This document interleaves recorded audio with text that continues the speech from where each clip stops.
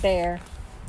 We called the puppy Bear because when Mom first saw him, she said he looked just like a little bear cub. I said, that's what we should call him. And everybody agreed, and that was the perfect name. I took the next day off from school, not because my elbow was hurting me, which it was, so I could play with Bear all day long. Mom let Bea stay home too, so the two of us could take turns cuddling with Bear and playing tug of war with him. We had kept all of Daisy's old toys, and we brought them out now to see which one he liked the best. It was fun hanging out with Via all day, just the two of us. It was like old times, like before I started going to school. Back then, I couldn't wait to hear from her to come home from school so she could play with me before starting her homework. Now that we were older, though, I'm going to school and have friends of my own and I hang out with, and we never do that anymore. So it was really nice hanging out with her, laughing and playing. I think she actually liked it too. The shift. When I got back to school the next day, the first thing I noticed was there was 3 big shifts in the way things were. A monumental shift, like a seismic shift, like maybe even a cosmic shift, because whatever you want to call it, it was a big shift. Everyone, not just in our grade, but in every grade, had heard about what happened to us by the 7th graders. So suddenly, I wasn't known for what I'd always been known for, but this other thing that happened. And the story that happened had gotten bigger and bigger. And every time it was told, 2 days later, the way the story was now is Amos had gotten into a major fist fight with the kid, and Miles and Henry and Jack had thrown some punches at the other guys too. And then we all escaped across the field, became this whole big long adventure through a cornfield maze out into the deep dark woods. Jack's version of the story was probably the best because he's so funny. But whatever version of the story, no matter who was telling it, 2 things always stayed the same. I got picked on because of my face, and Jack defended me, and those guys, Amos, Henry, and Miles, protected me. And now they'd protect me. I was different to them now. I was like one of them. They all called me little dude now. Even the jocks did. These big dudes I barely even know. Before, they would knuckle punch me in the hallway. Now, another thing to come out of this was Amos became super popular, and Julian, because he missed the whole thing, was really out of the loop. Miles and Henry were hanging out with Amos all the time now, like they switched best friends. I'd like to be able to say that Julian started treating me better too, but that wouldn't be true at all. He still gave me dirty looks across the room. He still never talked to me or Jack, but he was the only one now who was like that now. And me and Jack, well, we couldn't care less. Ducks. The day before the last day of school, Mr. Tushman called me into his office to tell me they had found out the names of the 7th graders on the nature retreat. He read off a bunch of names that didn't mean anything to me, and then when he read the last name, Edward Johnson, I nodded. You recognize the name? He said they called him Eddie. Right, well, they found this in Edward's locker. He handed me what was left of my hearing headband. The right piece was completely gone, and the left was only the one mangled. The band had connected the 2 Lobot parts was bent down the middle. His high school wants to know if you want to press charges, said Mr. Tushman. I looked at my hearing aids. No, I don't think so. I shrugged. I'm being fitted for new ones anyways. Huh. Why don't you talk to your parents about that tonight? I'll call your mom tomorrow and I'll talk to her about it too. Would they go to jail? I asked. No, not jail, but they'd probably go to juvie court, and maybe they'd learn their lesson that way. Trust me, that Eddie kid is not learning any lessons, I joked. I sat down behind his desk. Augie, why don't you sit down for a second, he said. So I sat down. All the things on his desk were the same when I first walked into his office that summer. The same mirrored cube on the light globe floating in the air that felt like ages ago. Hard to believe it's almost been a year, huh? He said. Almost like he was reading my mind. Yeah. Has it been a good year for you, Augie? Has it been okay? Yeah, it's been good, I nodded. I know academically it's been a great year for you. You're one of the top students. Congrats on your high honor rolls. Thanks. Yeah, that's cool.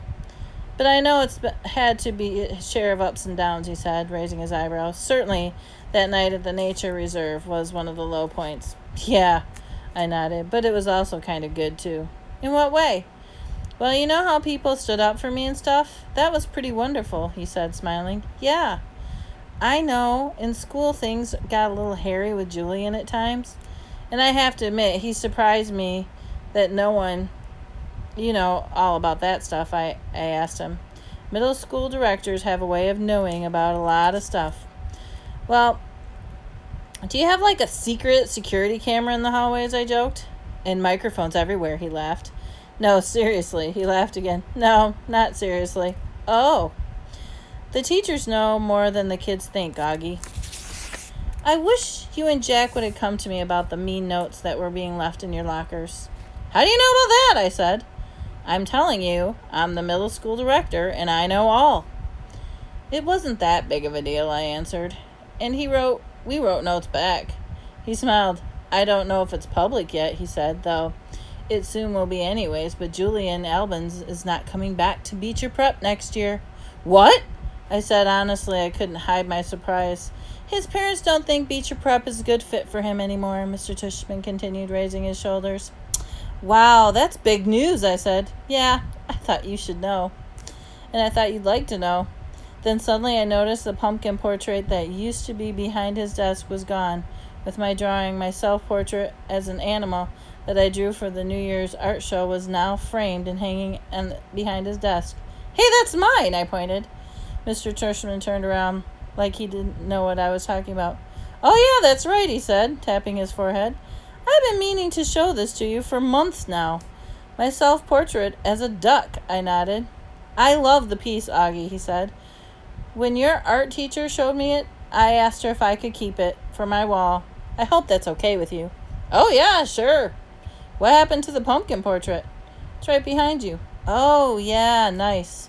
I've been meaning to ask you, since I hung this up, he said, looking at it. Why did you choose to represent yourself as a duck? What do you mean? I answered. That was the assignment.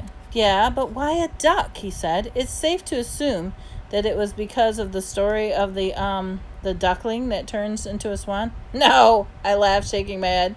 It isn't because I look like a duck. Oh, said Mr. Tushman, his eyes opening wide. He started laughing. Really? Huh?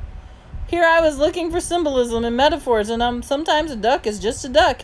Yeah, I guess, I said, not quite getting why he thought it was so funny. He laughed to himself a good 30 seconds. Anyway, Augie, thanks for chatting with me, he said finally. I just want you to know it's truly a pleasure having you here at Beecher Prep, and I'm really looking forward to next year. He reached across the desk and we shook hands. See you tomorrow at the graduation. See you tomorrow, Mr. Tushman. The last precept. This was written on Mr. Brown's chalkboard when he walked into the English class for the last time. Mr. Brown's June precept. Just follow the day and reach for the sun. The polyphonic spree. Have a great summer vacation, Class 5B.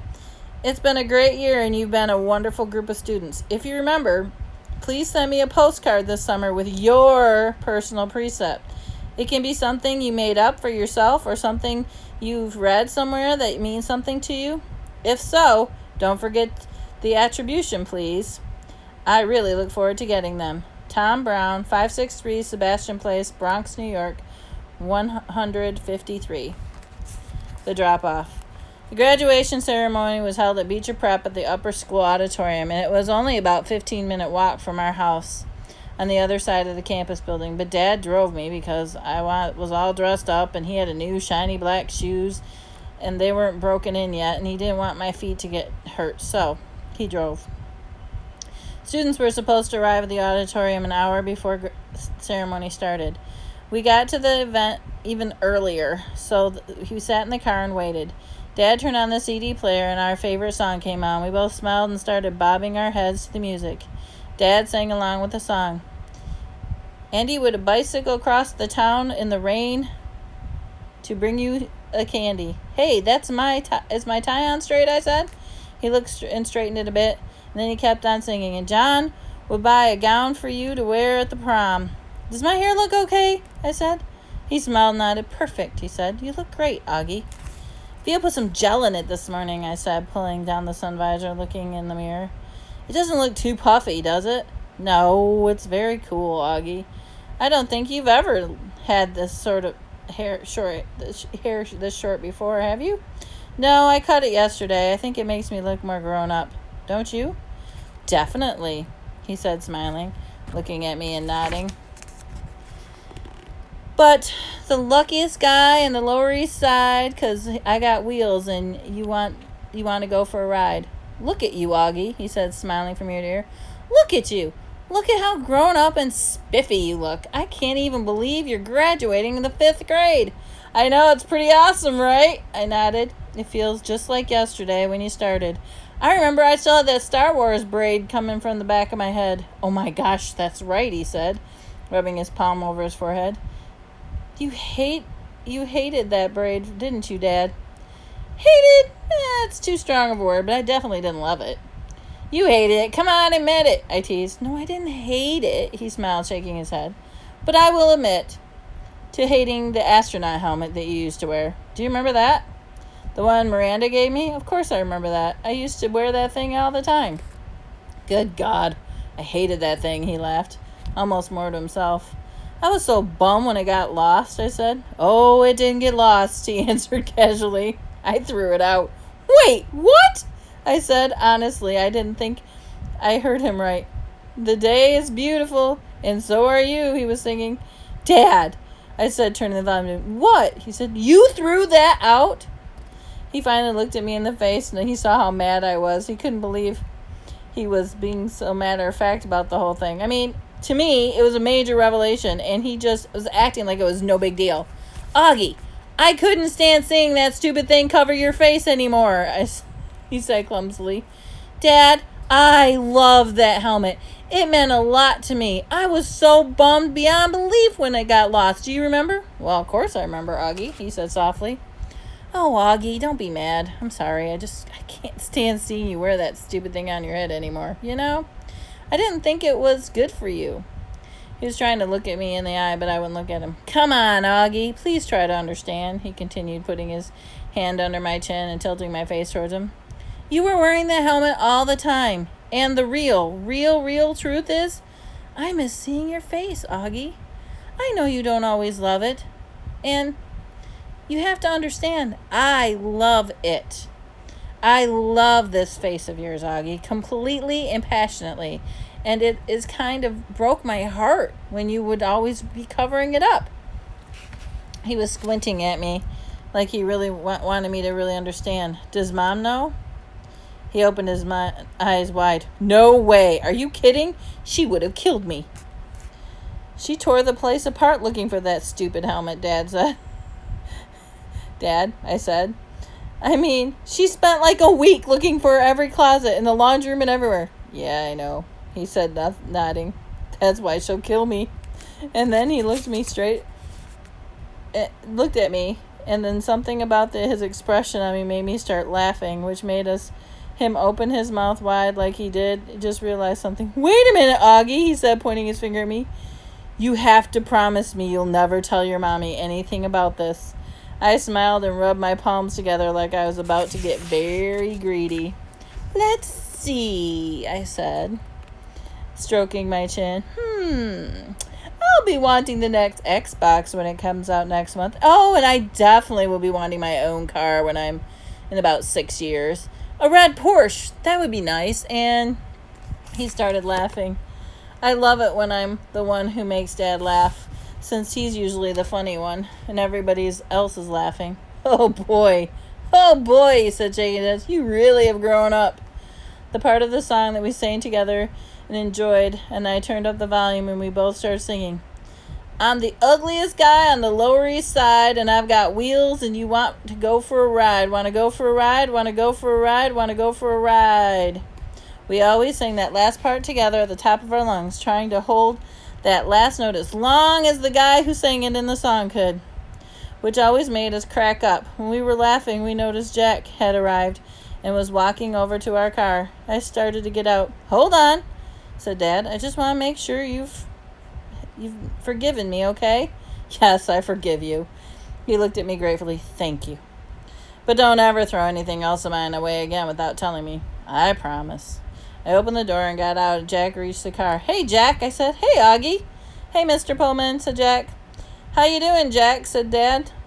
"See you later, Dad," I said, closing the door. "Good luck, guys," Dad called out, rolling down the front window. "See you on the other side of 5th grade." We waved and he turned on the ignition and started to pull out away, but then I ran over and stopped the car. I put my head in the window so Jack wouldn't hear what I was singing. "Can you guys not kiss me a lot after graduation?" I asked quietly. "It's kind of embarrassing."